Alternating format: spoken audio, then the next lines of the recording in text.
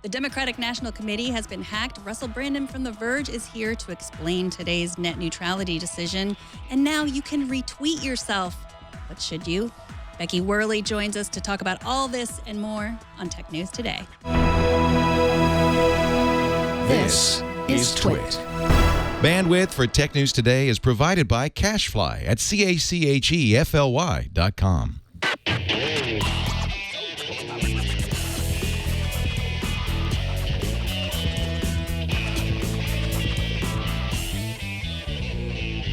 This is Tech News Today, episode 1534, recorded June 14th, 2016. This episode of Tech News Today is brought to you by Wealthfront. Wealthfront is a low-cost automated investment service and the most sophisticated way to invest your money. Whether you've got millions or you're just starting out, visit wealthfront.com/TNT and sign up to get your free personalized investment portfolio. That's wealthfront.com/TNT. And by Zerto, virtual replication and disaster recovery technology that gives you the confidence to keep your business moving forward no matter what comes your way. Zerto empowers you to protect and recover your IT assets, move to the cloud, and know you're ready for anything. Get a free readiness assessment for your data center at confidentcio.com. And by ZipRecruiter. Are you hiring? With ZipRecruiter.com, you can post to more than 100 job sites, including social networks, all with a single click. Screen, rate, and hire the right candidates fast. Try ZipRecruiter with a free 4-day trial now at ZipRecruiter.com/TNT. This is Tech News Today, the show where we cover all of the technology news with people who are passionate about technology. I am Megan Morrone. Oh, yeah. I'm Jason Howell. Welcoming back to the show, once again, the triumphant return of Becky Worley. Oh, you guys, I'm so glad I actually pulled it together to do something productive, like be on TNT today.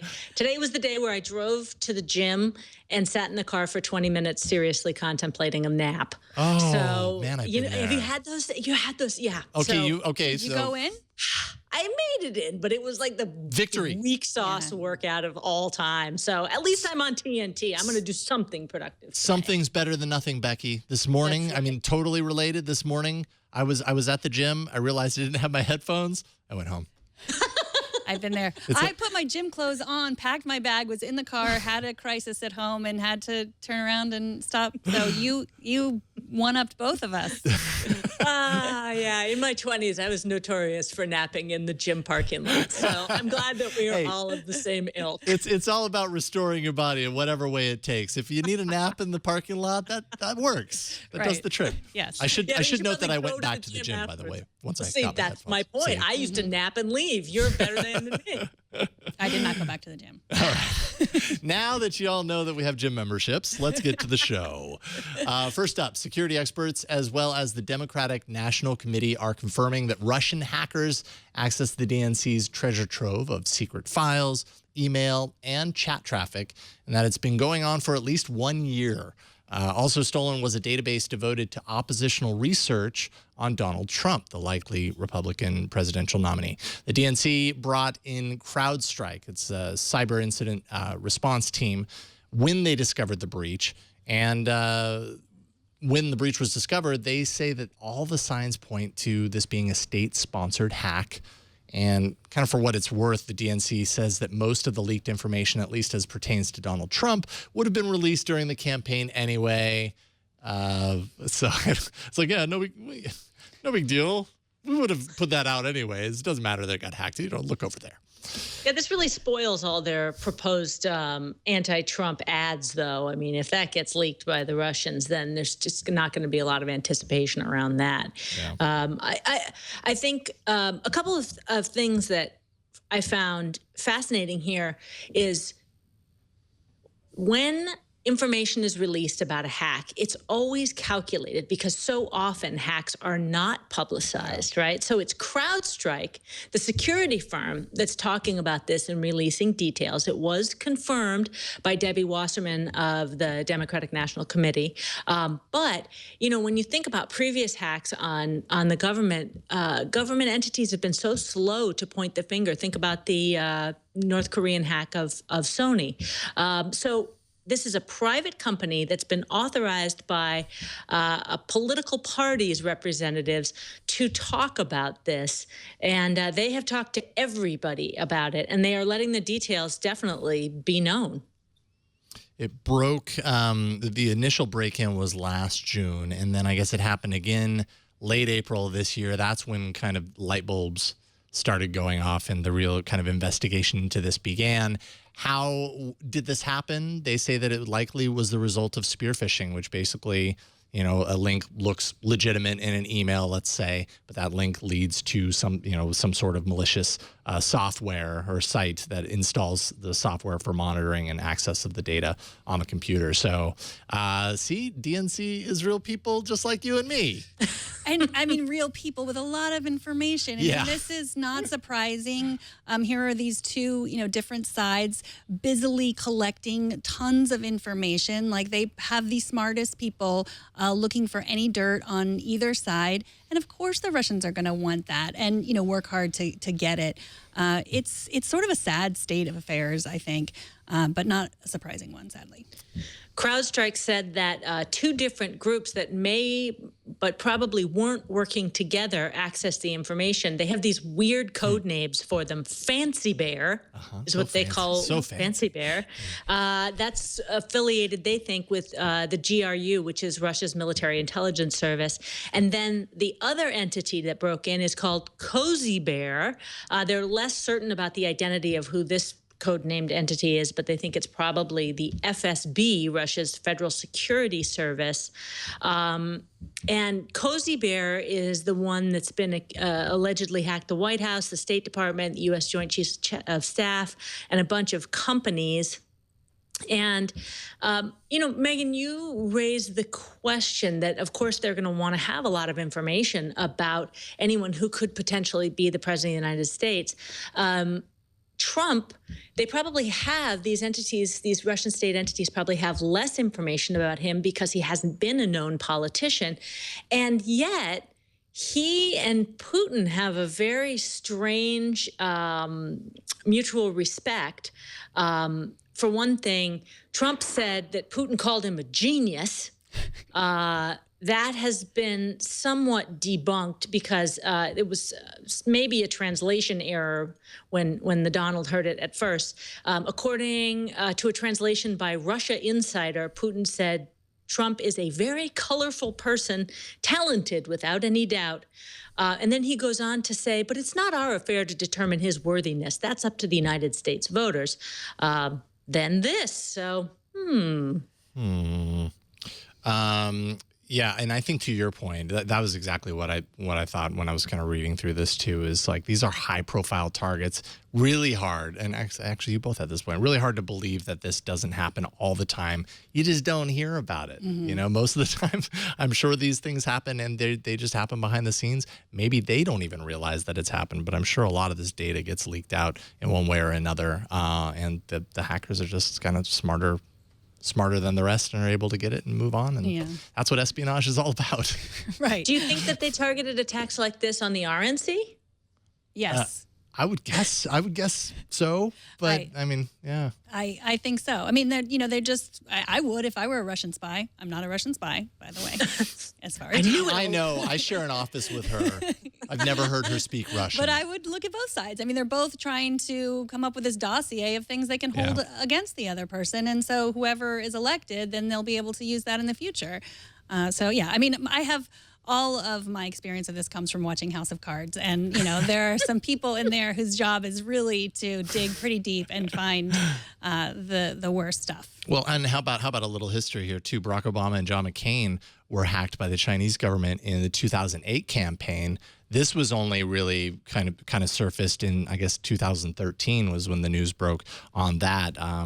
They stole, internal documents in that case, kind of another digital espionage thing related to the election. So it absolutely happens. It's hard to think that it doesn't happen a lot more than what we actually hear about. Well, moving on, writing in the New York Times, Mike Isaac explores a new Facebook tool that lets friends report posts that seem suicidal. Isaac writes that Facebook has been working with suicide prevention organizations Forefront, Now, MattersNow.org, and Save.org to develop the reporting tool. Facebook will review flagged posts. They'll review these posts more quickly. They will provide ways for the person reporting to communicate to the person at risk, and they'll offer suicide prevention resources. Now, it seems like this is a really good way of preventing suicide for the 1.65 billion people on Facebook. According to a Pew study, 72% of Americans are on Facebook, and 77% of American women use Facebook. Suicide is a rising problem, specifically with American women. Some privacy experts worry about the implications of Facebook tracking this sort of information. Becky, what are your thoughts on this kind of feature? I was down at Facebook at their new Frank Gehry designed headquarters last summer. They were giving members of the media a tour. And one of the things that we did while we were there is we met with their family and life division, they call it. The woman who heads that up is a woman called Antigone Davis. And she really takes this as something that is a matter of personal pride for her. And they've been working on how to help with suicide prevention and reporting tools for some time now. They said they were trying to develop more sophisticated methods of reporting, but the problem that they faced was they didn't want to lay out tools that wouldn't help people in real time. So they didn't want to create a false impression that Facebook could help solve the problem until they had the back end there to support people in real time.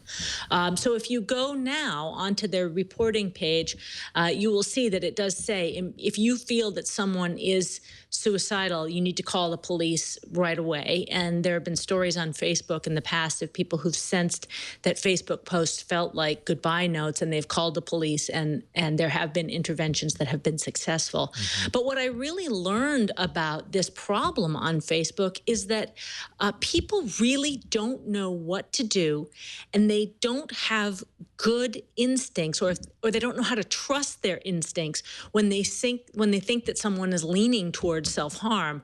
On top of that, you think about vague booking, when people kind of make these comments that are unclear and you don't really know what it means, and it might be someone that you haven't seen since high school. It's very confusing for friends. And so I think what Facebook is trying to do now is, one, provide a way to report anything that someone says that you feel may lead to suicide, and lead you to immediate help, some time-shifted help. They say they have people on now 24/7 that can reach out both to you as the reporting party and give you some ways to talk to the person that you're worried about, and also to reach out to that Facebook person and through their account directly, which is, to your point, Megan, an incredible risk on their part, and may be perceived as a big privacy intrusion. But it's a bold statement for a good cause. So they're not actually looking at our posts and finding out if we're suicidal. They're just monitoring the responses of our friends who say, I think this person is suicidal. That's my understanding of this, that it's not algorithmic. It's based on crowdsourcing reporting of things that make people worried about their Facebook friends. I imagine it could be, at least in the case of, life and death, quite literally, it could be a liability for Facebook if it was analyzing this and decided on itself, oh, well, I think this person is or is not suicidal, so I'm going to reach out to them and whatever. Although I don't think that means that they aren't learning, that their algorithms aren't learning from this aspect. You have to imagine any of this is run through their computers in a way that where those computers can kind of learn what kind of communication points to someone who is suicidal versus not, and maybe there's a way to handle it in the future. I think it's a pretty unique approach, though, not necessarily going out there and just helping directly, but using the person who reported kind of as the conduit and informing them of the best way to approach it and all that kind of stuff. Because I've never been suicidal, but I can imagine when you are in a fragile state like that, I would imagine it would be better to be approached by someone who is very familiar and who knows you and everything, versus some random, algorithmic triggered thing out of nowhere where it's like, hey, we think that thing you said was weird. Let's talk about this. Like, I think that's the right way to go about it. Well, and they've really partnered with a lot of well-established suicide groups to try and do this the right way, and to do this with real humans, not algorithmically, to your point. Right. They also said that the algorithm is working in your favor in this case, because they said that research shows that when you post something sad on Facebook, people are more likely to respond to it.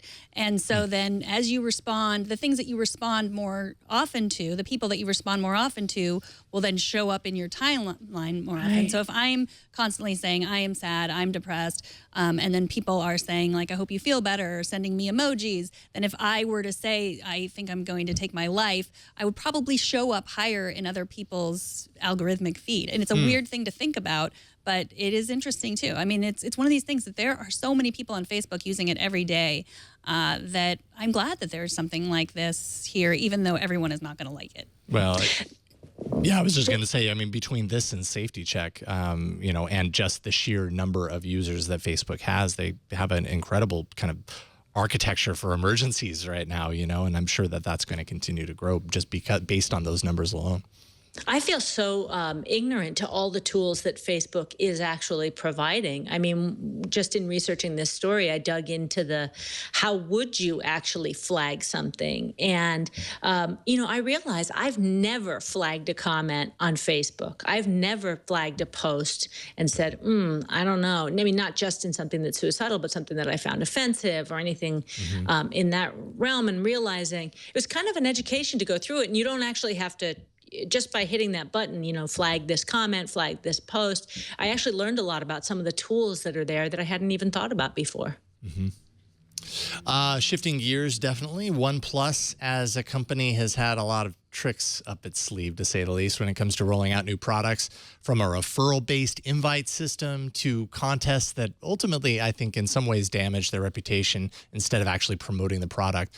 OnePlus has never been afraid to try something new. That much is true. But this time, with today's unveiling of the OnePlus 3, the company put on its big boy pants, became a real OEM by ejecting the invite system for the first time, allowing people to buy it outright on the day of the announcement. It's only $400, and this is a solid device. All the reviews are super positive. You get an Android device, 5.5-inch HD screen, 6 gigs of RAM, which I think is the most I've seen in a smartphone to date, a mainstream smartphone anyways. And I think just a sharp-looking aluminum build that looks like a mix between the HTC 10 and the iPhone, which, I mean, all phones are iterative nowadays, so that's no question, no surprise. But $400 phones. Iterative. This price is amazing. Yeah, I know, and that's kind of been one of OnePlus's trademarks, is high quality hardware, low price. More and more brands are doing this right now. OnePlus, in some ways, I don't want to say kicked off the trend, but they were there very early on this particular trend, which is probably a big reason why they were able to start from nowhere and still kind of have this traction going for them. But it seems everybody that's played around with this device seems to say, like, this is their homecoming. Like, the other phones have been great, but very limited in their audience. This is a fantastic phone, excellent price, and there are no roadblocks. I actually ordered one earlier today, so hopefully I'll get it sometime in the next week. We'll have one on tonight's All About Android. Florence Ion's going to bring it in, and we'll check it out there. But I'm super excited. What kind of pressure do you think this is going to put on some of the other Android OEMs in terms of price, spec? Is this? Are they a real player here? They certainly have the attention of fans of Android, people who are really clued into Android. The mainstream, I mean, you still have to buy this pretty much through OnePlus directly. You're not going to walk into a carrier and be able to buy one of these. So, is it going to appeal to the mass market?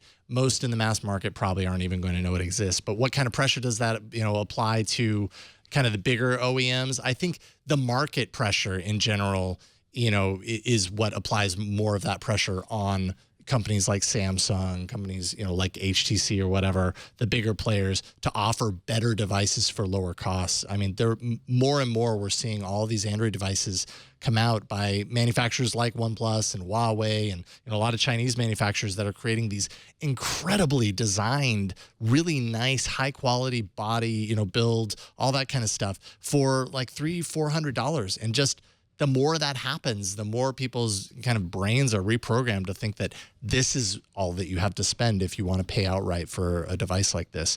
So I think the change, the pressure is already being applied and has been, I think, for the past couple of years. This just kind of is another example of that, you know. Could we call it the 4? OnePlus. I suppose you could. No. I just retweeted myself by laughing at my own joke. There you go. That's all you get, Megan. Yesterday, I reveled in the announcement that Apple's assistant Siri would now be open to third-party apps. But today, Macworld reports that the new Siri in iOS 10 will only work with 6 types of third-party apps, and none of them are Spotify. None of them are Spotify, sadly. Siri Kit is the new Siri SDK, says the snarky digital helper will support third-party audio, video calling, messaging, sending and receiving payments, searching photos, starting workouts, and booking rides. That's it. That's all you get. The only music streaming service it will support is Apple Music. The only Maps app it will support is Apple Maps. So it's 6 is a lot. It's a lot of different things you can do. You can use Slack. I think you can use some Map My Run, Runtastic, Runkeeper, Shutterfly, Pinterest, a lot of other things that, aren't Google Photos. But I think this will make Siri a little bit smarter, but not smart enough. I'm much more interested in Siri on the desktop in the Mac OS. I mean, I think that's going to be a huge game changer. I've loved Cortana on the desktop and thought that really made things faster. And if I think that's a differentiator for Microsoft. And if Siri on your traditional laptop or desktop operating system can be as robust as Cortana, then that I hope that this isn't a harbinger of really limited features of Siri there. I mean, for me, just being able to say, Cortana, open the control panel is just like, oh. So, I'm hoping, I have high hopes for Siri right here on me old Mac. So you have Cortana open the control panel a lot? Like that's easier than just clicking? What are you saying? I need the control panel a lot? What are you judging me over there? I'm not making any judgments. I just don't. My goal is to make Megan Morrone seem mean at least once in all of my interactions with her. I'm sorry. I don't know. I guess, Siri on the desktop was interesting. Another interesting announcement yesterday, but I'm not used to talking to my laptop yet. But in terms of, I can't imagine saying like, Siri, order me a Lyft, or Siri, order me an Uber, those kinds of things that you can't do right now with Siri. It sounds like the Siri Kit capabilities aren't extending to Mac OS Sierra either, that it's just going to be for iOS for now. Like, I get the impression from this that basically and Apple does this sometimes where they roll out a new feature, but they keep it kind of limited. It's kind of a window into a future that you don't know when you're going to get it, but that becomes a marquee announcement at some point in the future. And I think, this is probably a way for them to kind of broaden it a little bit, see how it works, and then somewhere down the line, open it up even further. I think that's actually how Google kind of approached this very thing, like a year ago. It was kind of the same deal where it was like, we're opening it up to a few people to tap into Google now. And then at some point, it just became something that everybody had access to. A way of stepping into it. I see Apple and Google in this regard more like, kind of those people that you knew you were really good friends with, and then you both had kids at the same time, and then you realized that their parenting style was totally different from yours because you're kind of like clamping down, like, kids, come on, say please, say thank you, eat the beans, let's go to bed at 9. And the other people are complete free-range chickens, like, they'll fall asleep behind the couch. We'll pick them up before bed. Hot dogs for breakfast? Why not? Whatever. 24-hour Minecraft marathons, Becky? Exactly. Have your kids spend the night at my house. That's what happens. So Apple's definitely forcing all the kids to play nicely together before they're giving them a little bit more freedom.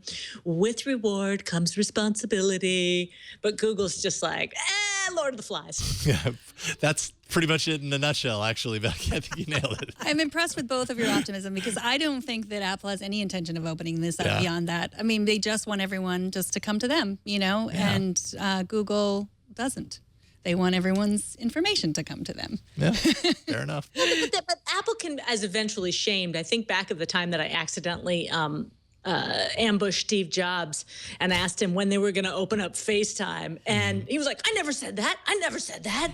And I think, they can be shamed eventually into playing nice with all the other kids and letting their kids run free a little bit more. Mm-hmm. Right. And if they want to have a device, if they want to turn the Apple TV into the Amazon Echo and keep it in the house and have it the thing that we depend on, as we have, those of us in the United States come to depend on the Echo if we have one, they're going to have to open it up a little bit wider than that, I think.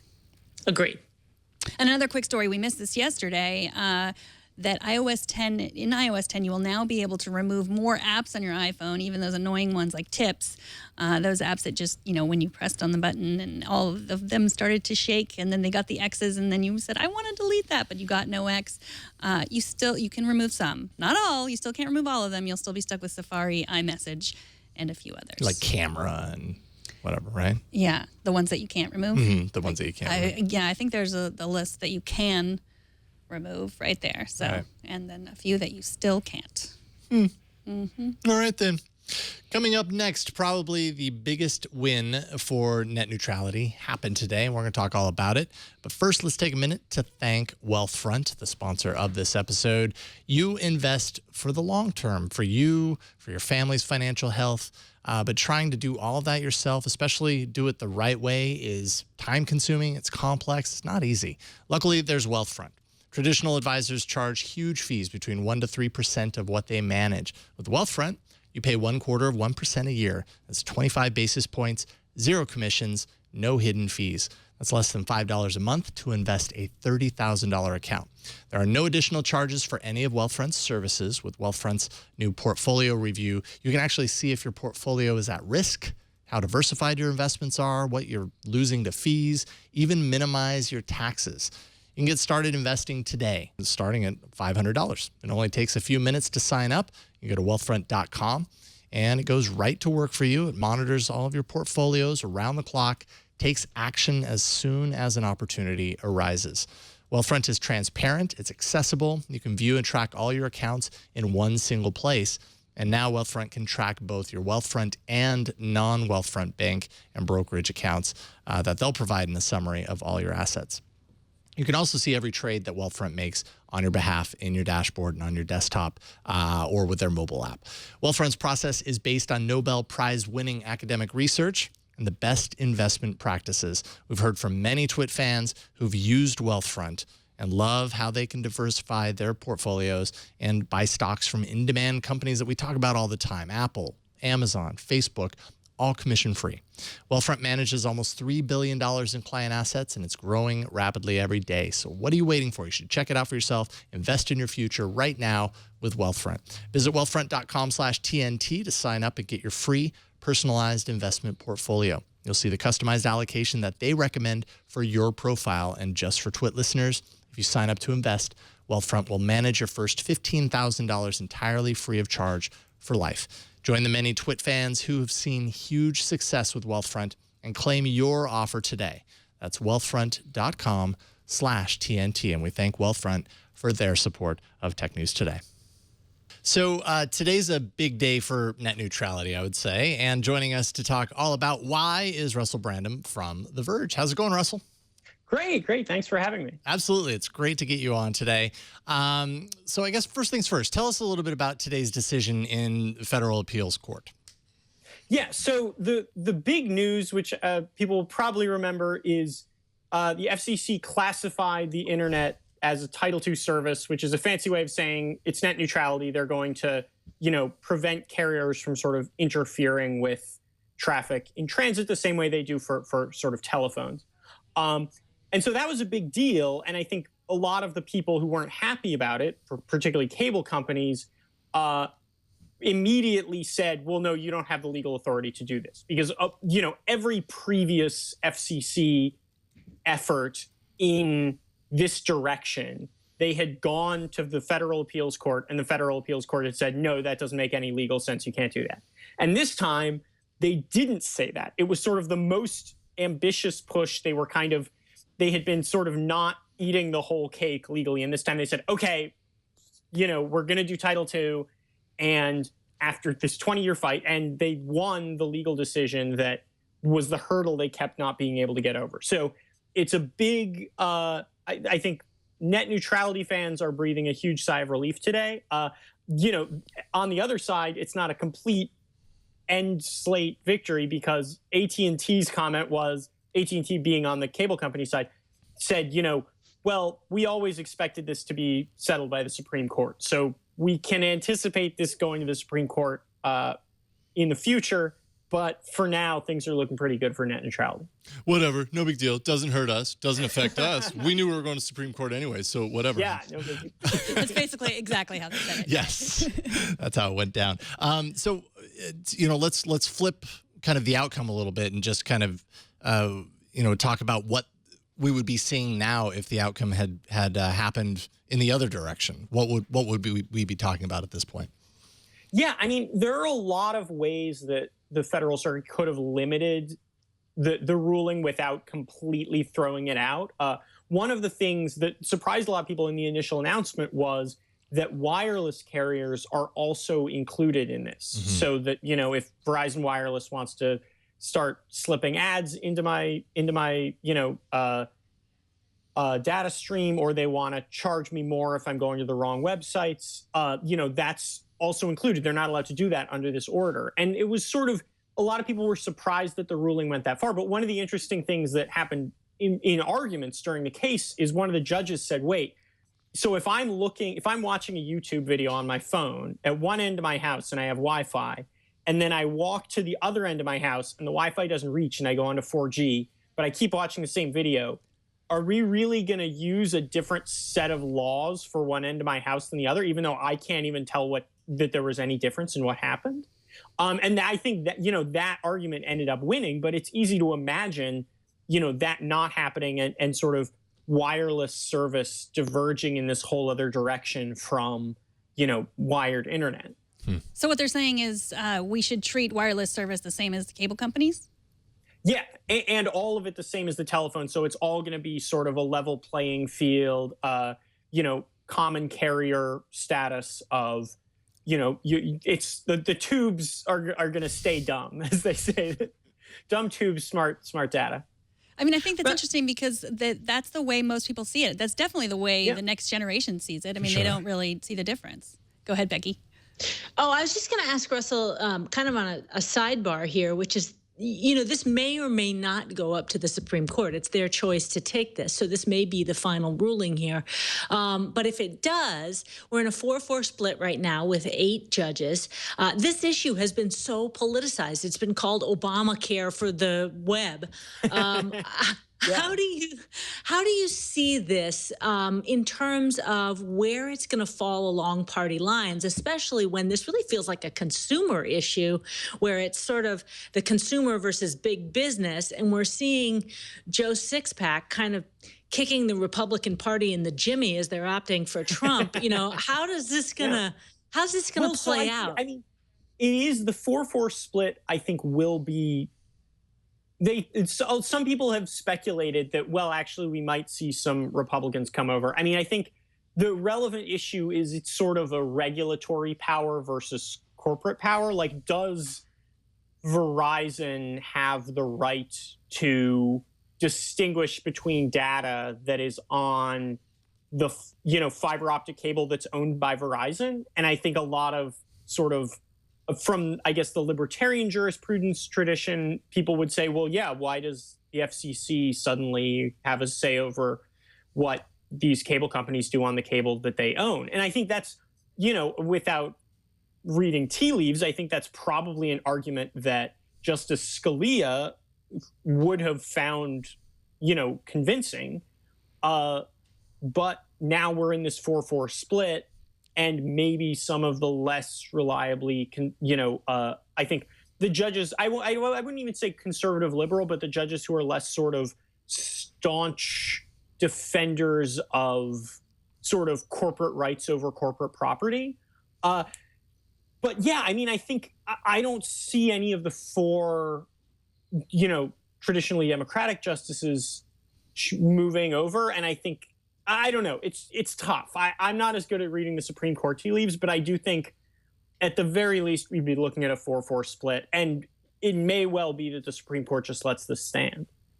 And it does seem like in the court of public opinion that the consumers have weighed in, and today's judgment is a victory for the everyman. So it would be definitely going against the run of play if they were to overturn this, in my opinion. Yeah, for sure. Yeah, absolutely. Now, what about a possible replacement of Tom Wheeler in the FCC? Would that have a big impact on the potential of something like this being undone in any way? Yeah, I mean, so, all the court rulings are just saying the FCC has the power to do this, and so it would be a little tricky to immediately, in the Trump administration, bring in someone else who just sort of slams on the brake pedal. I mean, I think the word that they always use is regulatory uncertainty, where Comcast doesn't want to have to build all this expensive infrastructure and invest all this money thinking that the regulatory rules will be a certain way, and then every 4 years they just flip to new regulatory rules. Like that's not really helpful for anyone. It's not helpful for their consumers. It's not helpful for their business. So I think it would be weird to immediately sort of say, okay, 2 years later, we're just pushing the way back button, and we're just going to undo all this. Having said that, new FCC commissioners have the power to set new rules. So there have been changes in FCC policy in the past, and there will be changes in FCC policy in the future. So there's nothing written in stone about it. And I think that, that's more likely to me than a judicial restraint at this point. And I guess finally, what's come up in this whole net neutrality discussion here and there, at least very recently, are zero rate services, things like Binge On with T-Mobile and stuff. Is that affected with this? So that is not a part of the scope of the ruling. So they very specifically say, these new wireless, the powers in the open internet sort of order. He says this doesn't apply to zero rating. We see this as an innovation that's happening and we're keeping a close eye on it, but we're not, this isn't restricting that. They might restrict it in the future. That's certainly something the FCC is going to keep a close eye on. But I think, for net neutrality, sort of the groups that have been advocating this for so long, that's kind of the next hill that they're looking at. But it isn't, it's sort of the victory after this one. Sure. Well, Russell Brandom, always a pleasure getting you on the show. Thank you so much for joining us today and telling us all about this. Where can people follow your work specifically online? Oh, yeah. Russell Brandom. That's at RussellBrandom on Twitter.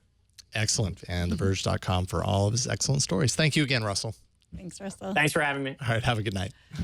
So we have some feedback. Aaron writes, on Monday's show, you discussed an upcoming VR version of a Starship Bridge simulator. What was missing was the fact that a non-VR version of this already exists. It's called Artemis and lets players on different devices collaboratively control a starship in essentially the same way as the game you described. You can play as captain, engineering, weapons, helm, science, and so on, and go on missions. It doesn't require expensive or even cheap VR hardware, and it is a ton of fun to play. Yeah, it looks kind of the same, except, not directly related to the Star Trek franchise necessarily, and I think you have more roles. So here's some people playing it right now, all in the same space. It's better to watch them not in VR goggles playing. It's true. This is maybe a little bit more entertaining from a viewing perspective, third-party, viewing perspective. But we also got a few other emails from, apparently the VR fans and Star Trek fans Venn diagram is surprisingly interesting. There's a lot of crossover. Like a lot of crossover? I don't know if that surprises anyone at all, but Becky, I'm very curious. Star Trek, Star Wars, where do you sit in this war? I have definitely morphed over to the Star Wars side. Although my son the other day, he said to me, Mom, which came first, Star Trek or Star Wars? And I realized he has no exposure to Star Trek, and I have failed him as a geeky mom. Mm-hmm. Well, I think I've tried. I think we've all tried to show our children those older episodes and failed miserably because they can be a little bit boring. I don't know. It was sad. Yeah. Mm-hmm. I didn't get any hate mail yesterday for saying that when I was a kid, I thought Star Trek was boring. So thank you for that. But I'm giving you another option to do that now by reminding you that I said that. So I'll brace for the worst. Why do you hate yourself so much? I don't know. I just want to know people are listening. I'm going to represent the other side. I did think Kirk was hot. So I'm staying. Okay. Fair enough. Good to know. Well, after the break, Microsoft bought LinkedIn. Who is buying who next and why it matters? Becky will enlighten us. And speaking of the Enterprise, the Starship Enterprise and the Enterprise, let's take a minute to thank Zerto, the sponsor of this episode. Zerto is an IT asset protection, disaster recovery, and cloud continuity for confident CIOs. Confidence can make or break business in today's IT world. It can mean the difference between hesitation and action, success or irrelevance. Zerto's cloud-based business continuity solution arms today's CIOs and IT pros with the confidence to know their systems are ready for anything. With Zerto, you can recover from downtime, test new technology, and move to the cloud in a matter of clicks while maintaining business continuity. Migrate to the cloud with no disruptions with enterprise-class software that empowers you to seamlessly and safely move virtualized workloads between public, private, and hybrid clouds.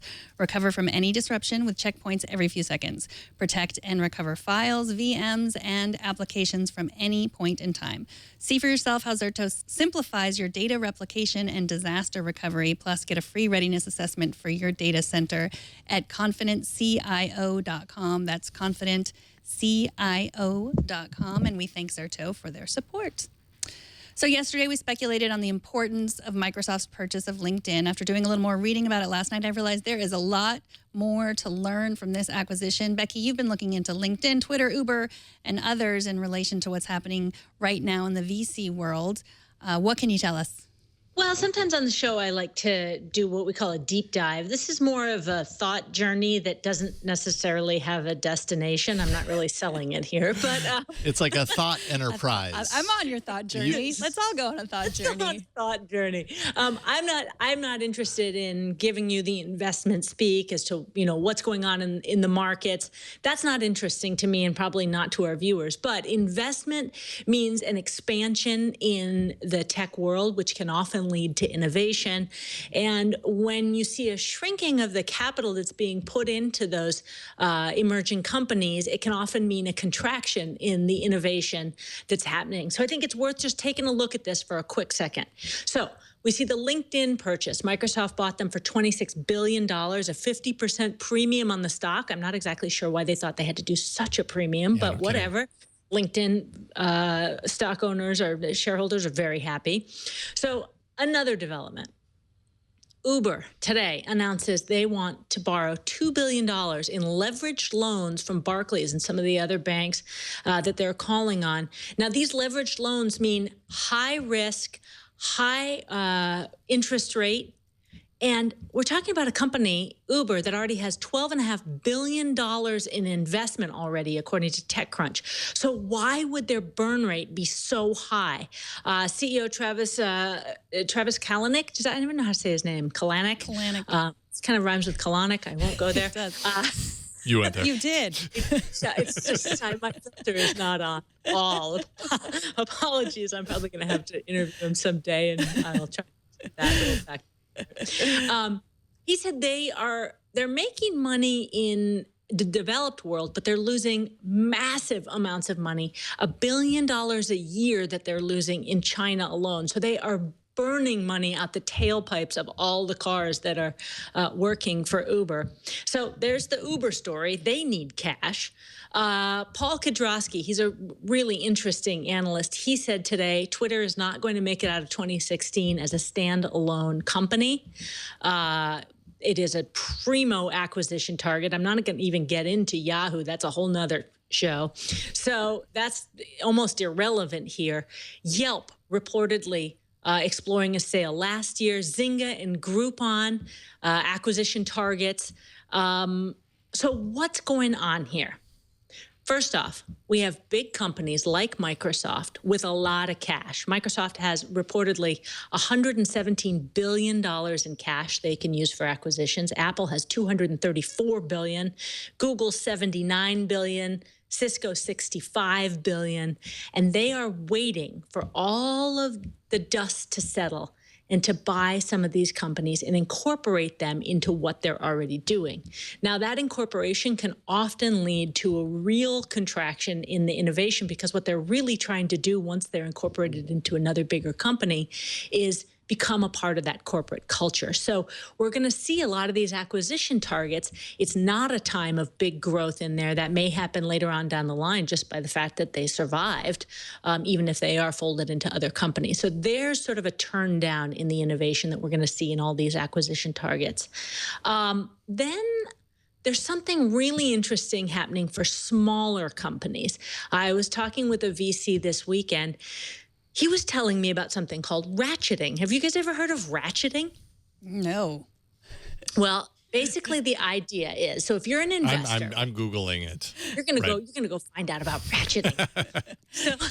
So this happened at Tech TV when we were there. What it means is the last guy to put their money into the company is the first guy to get his money out. And so what we have is all these different classes of stock that are happening in all these emerging companies right now.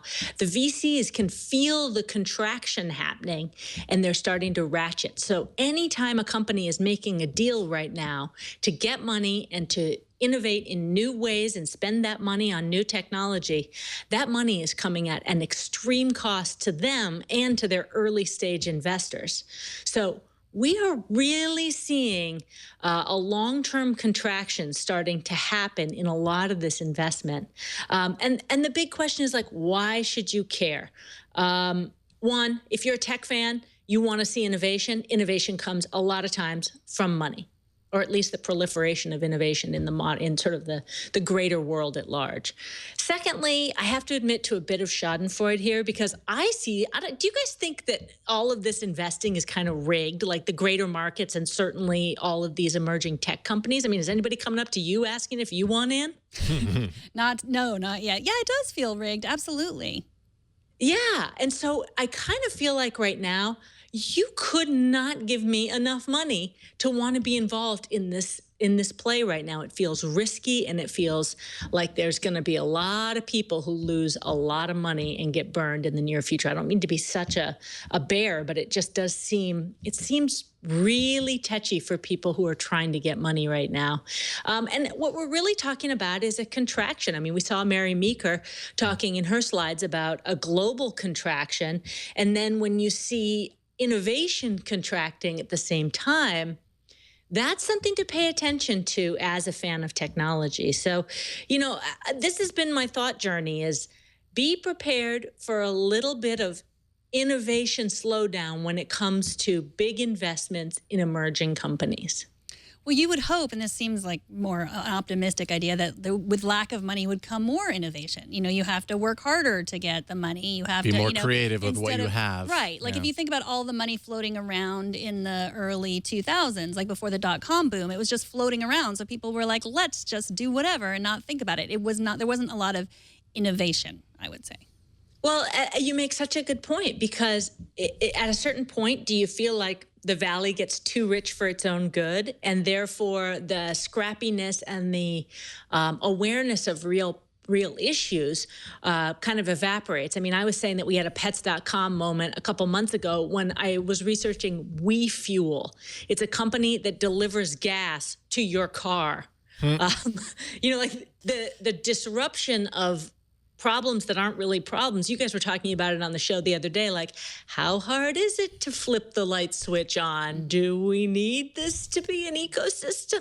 Yeah. Well, yeah, it's almost like what you're talking about is, and I don't know if this is isolated to just the technology world in general, or if it's all markets, and I'm just more, exposed to seeing it because we work in tech. But technology is always about, what can you do now? What are the new things that you can do that you couldn't do before? Not whether it's a good idea or a bad idea or necessary or anything like that. So you go through these ebbs and flows where suddenly they're flush with cash, so they can do all these unnecessary things with the money that they have, because that's kind of at the heart of why people love technology. It does new things. And then at some point, it ends up correcting itself and you crash to Earth and you realize that didn't make a whole lot of sense, or it was unnecessary. And everybody wakes up from the dream until 12 years later when it all starts over again. Right. I mean, we've lived through 2 booms and busts, and I just think, knock, knock. I'm pretty sure it's knocking out on my door somewhere here in the back. So like I said, I am not anyone you should take investment advice from, but I do see some interesting signs around these big moves from big companies and some of the words that are coming from those who are out in the streets trying to raise money for their innovation companies. Absolutely. For sure. Yeah, I think with words, it's really interesting. Once you start to hear a lot of jargon, that's when I start to question things, and things like, oh, well, we have this wearable ring or a wearable, it's like you wear a ring already, or wearable pants. It's like when it starts to make no sense, that's when you should start questioning. When there's multiple definitions to words you've already been using. Exactly. Yeah. And I think, in terms of Microsoft and LinkedIn, I think the notable thing about that purchase is that they don't do similar things. Microsoft and LinkedIn are very separate. It's not like a company buying another company that does the same thing because they want to own it all. But they really do really different things.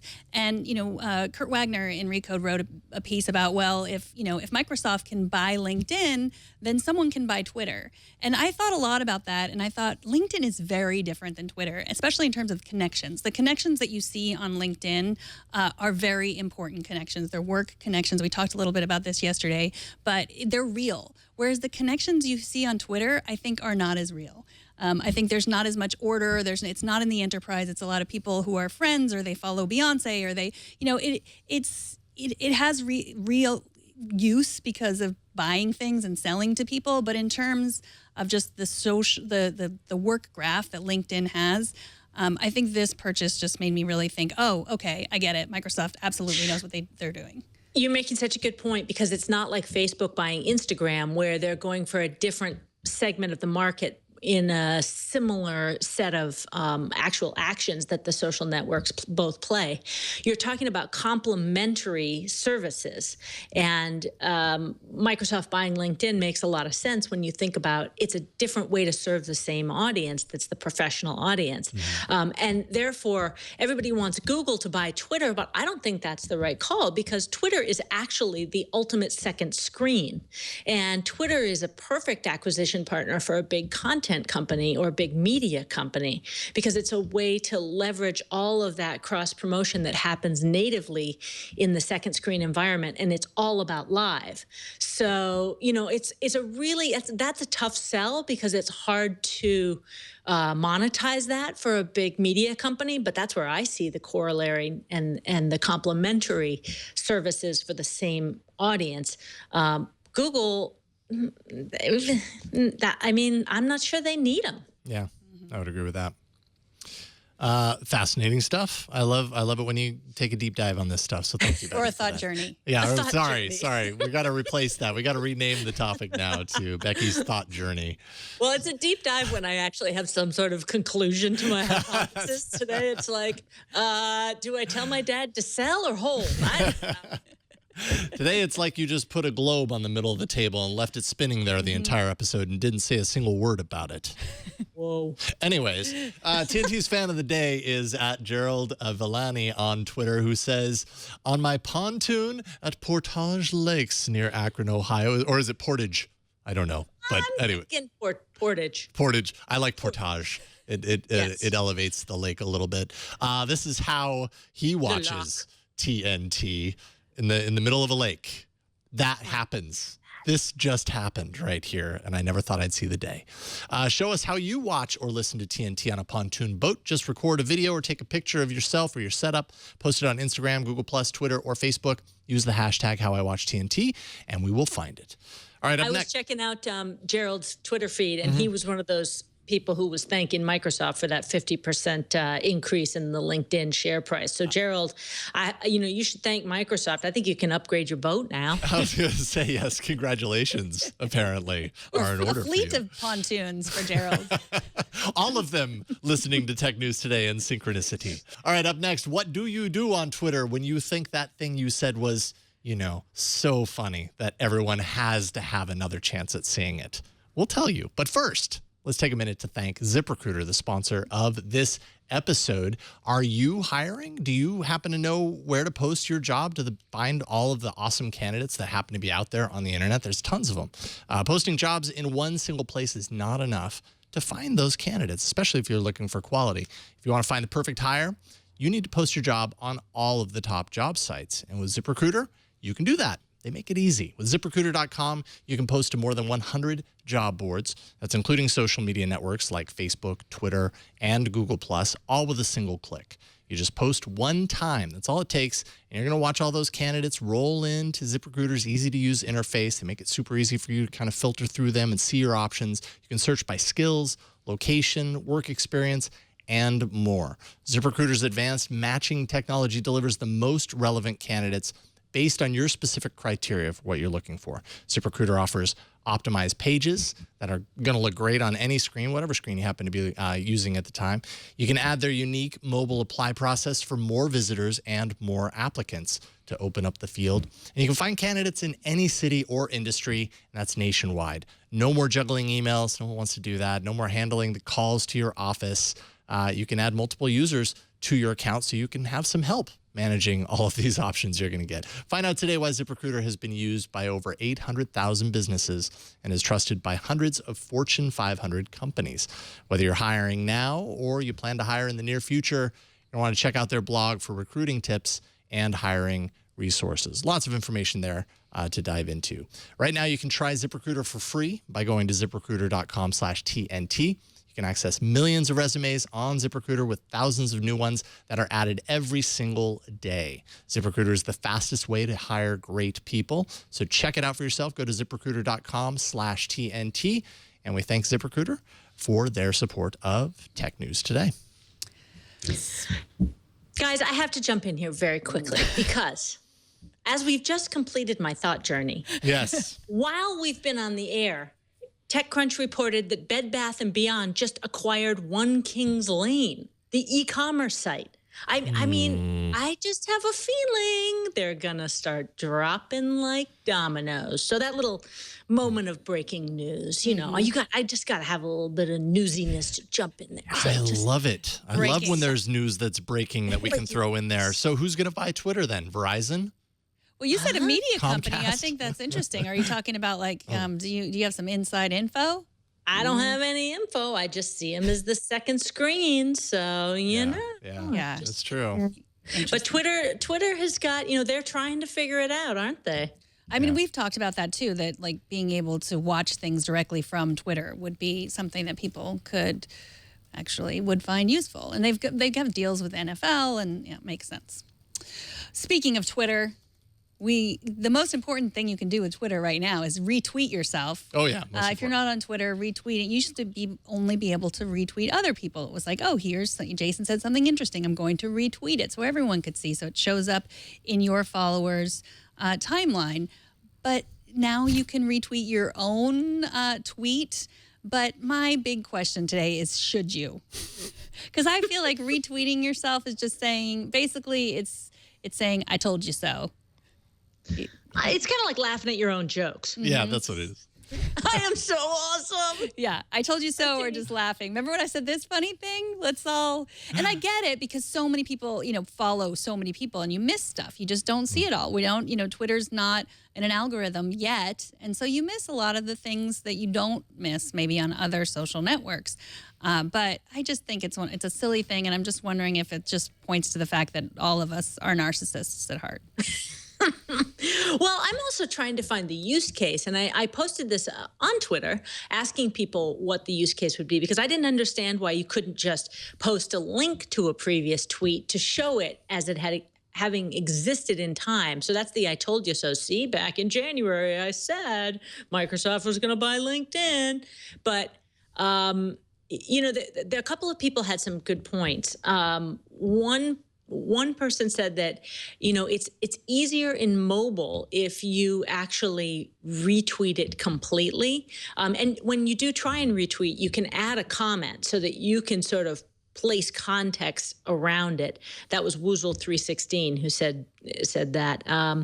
And I'm still struggling, to see the use case because someone else had said, it was, let's see, Nosocomaniac said you could do it 2 weeks before an event or 1 week before an event. And we actually have this problem in GMA because we broadcast the show in 3 different time zones, four if you